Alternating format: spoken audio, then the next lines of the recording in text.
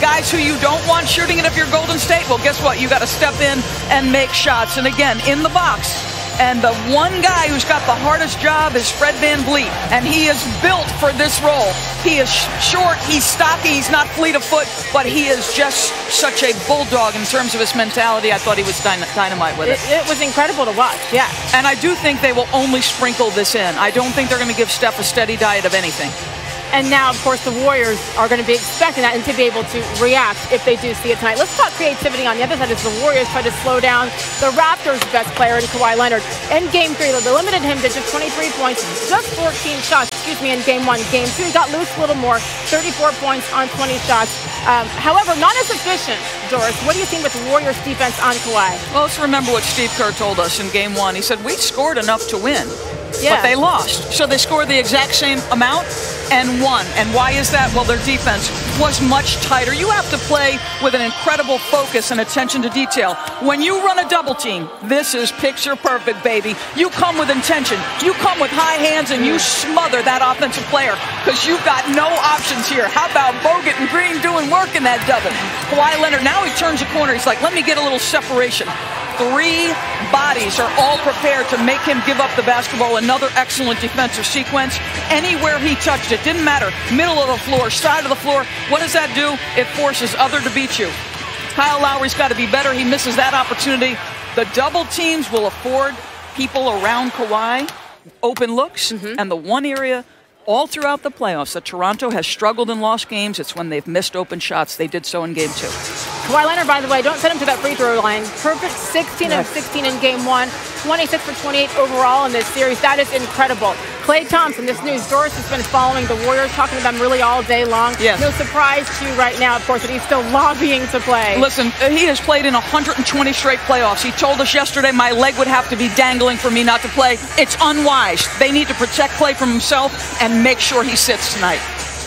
You understand why. That hamstring, never an easy heal. We shall see what happens tonight. And, of course, leading into Game 4, just 2 days away on Friday. Doris Burke, 9 Eastern time on the call with Jeff Van Gundy, Mark Jackson, and Mike Green. Thank you, Doris, as always. Can't wait. Giving us insight here as we get set for tip-off. Under 3 hours to go. By the way, Kyrie Irving helped the Cavs win a title right here on this floor. Minutes for the first time in a long time.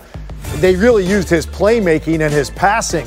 This is interesting right here. Watch Draymond Green. He's like, give me the ball, give me the ball. No, DeMarcus Cousins like, no, I got this because this is also part of what I do. And now he puts pressure on the defense up the floor. Kyle Lowry stops ball, but he takes advantage of Kawhi Leonard jogging back. Marc Gasol not exactly sure where to be. He's in no man's land. And take a look at this cross-court pass on a rope to Andre Iguodala. Hits him dead in the cradle. Knockdown 3. I love this one. This is vintage Boogie Cousins his entire career. The ball never touches his left hand. As soon as he catches the ball, look at his head spin. Look at the weak side of the floor. Little brush screen over there. Klay Thompson on the cut. DeMarcus Cousins with that vision to find you.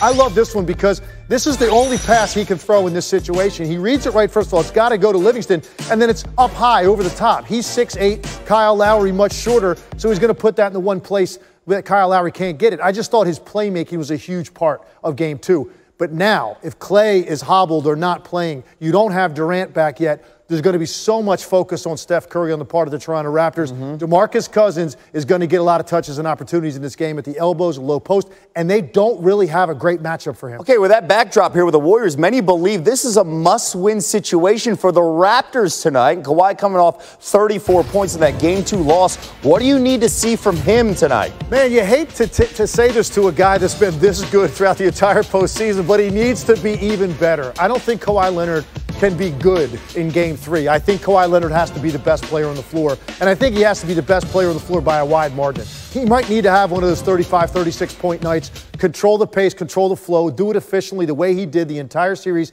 against Philadelphia and in large part against Milwaukee. You're going to need that out of Kawhi tonight. He has to be on that level for them to get this one. And if you're not going to get this one, I don't know that Toronto's going to have a chance to win this series. Every round so far in the playoffs, his shooting percentage has gone down. We'll see if that changes tonight. Let's go back to Oracle with Sage. All right, Kev, thank you. With the Warriors ailing, and it has forced both coaches to adjust throughout this series. That's what coaches do, though. And Kevin Durant out for tonight's Game 3 as expected, while Kevon Looney will not play the rest of the series. He's been playing so well, too. Klay Thompson, the biggest storyline coming into tonight, officially still questionable with that hamstring strain, went down with about 8 minutes left. And Game 2 in the fourth quarter, but Andre Iguodala will be in the lineup tonight. Longtime coach, longtime broadcaster for us here at ESPN and ABC. Jeff Van Gundy joins me now. And Jeff, leading into Game 2, thanks for being here, by the way. I know this is his favorite thing to do, SportsCenter. Leading into Game 2, you said, I don't know how publicly, but that DeMarcus Cousins should start. He did. We see the result. It was excellent for the Warriors. Now, the Warriors have even more concerns with more injuries. So you're Steve Kerr tonight. What's your biggest concern, your number one priority? Well, if they don't have Thompson, it's going to be hard to score 100, right? So your defense is going to have to win the game. Your ball handling, you're going to have to keep your turnovers way down.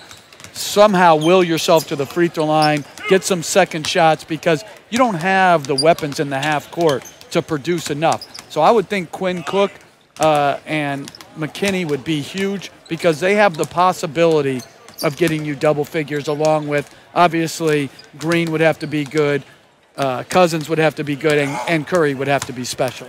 So that's like 5 different things he's got to worry about, right? I mean, this is as challenging as it's been for Steve Kerr during this run.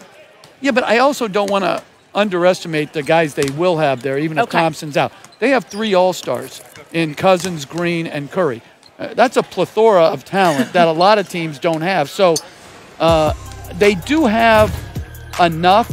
It's just that Toronto's really good, and they're really good defensively. So it's going to be hard in the half court. They're going to have to get stops, get out in transition. Like I said, find some magic points, some effort points in the second shot game and in the free throw game. So that's the thing. That's really good perspective. You still have 3 All-Stars with a couple of them down. And real quick, if you're Nick Nurse, you're preparing for the game plan with and without Klay Thompson, right?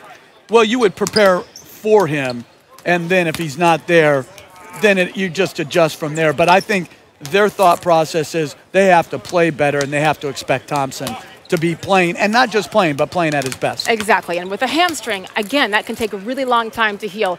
They had a 5-game playoff winning streak snapped in Game 2. The Raptors did, trying to start all over again tonight here, Game 3 at Oracle. Jeff Van Gundy on the call tonight, 9 o'clock Eastern Time with Mark and Mike and Doris on ABC. Jeff, thank you, as always, for joining us here on SportsCenter. Once again, we're counting down to tip-off here. Couple of hours away, but the guys, the players, the coaches out on the court getting warmed up for Game 3 here at Oracle, the 47th and final season of this arena being home.